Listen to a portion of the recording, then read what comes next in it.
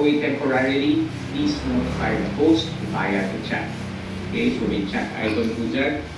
Please chat if you will be needing to step away temporarily. Now, make sure you'll be back kasi pag nag-attendance milestones, yan. Pag nag-attendance milestones, kailangan nandyan po kayo. And you will be able to do these attendance milestones. Because at certain points during the webinar, one in the morning, one in the afternoon, a Google form link will be shared in the chat and on screen. Okay? Attendance must complete and submit the form to confirm continued attendance.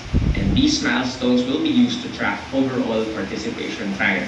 And again, yun po mga nag-share ng screen na as a group, pag nag-attendance milestone, kanya-kanya po kayong registration sa attendance milestones. Okay? Thanks. No? Although for raise your hand, if you want to have, if you want to say something, or you want to ask something, no, this can only be done after the speakers talk. Okay? Then emojis in the chat are welcome when responding to speakers or indicating understanding. So, bigyan niyo po kami ng mga feedback for the emojis, no? Lalo na kung gusto nyo yung nakita nyo or narinig nyo or agree kayo, no? So, or hindi kayo agree, so you can use the emojis. Avoid excessive emoji use that could become a distraction. So, huwag naman sobra-sobra. Okay, then proper decorum. Remain muted unless instructed otherwise or called upon to speak.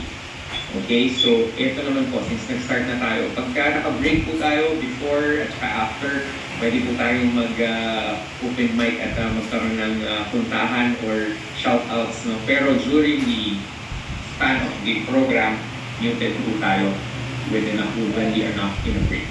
Okay, so refrain from multitasking. Give the webinar your full attention, okay? And have your video on, but blur or replace your background if needed, no? So kung medyo feeling nyo hindi ganun kagandahan ang inyong likod or background, you can use the blur or replace your background. No? So should you not be able to have your camera on, contact your association secretary. So may message din kanina na hindi daw na-open yung camera, so you have to notify your association secretary. Again, if you have questions, use the chat box to submit any questions that arise during the presentation.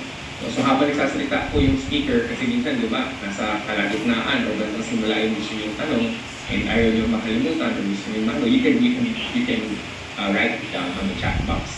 And if we have time, of course, the host and speakers will monitor the chat and respond to questions of designated breaks. And you may raise your hand by either reactions if you have a follow-up questions or if we're opening the floor to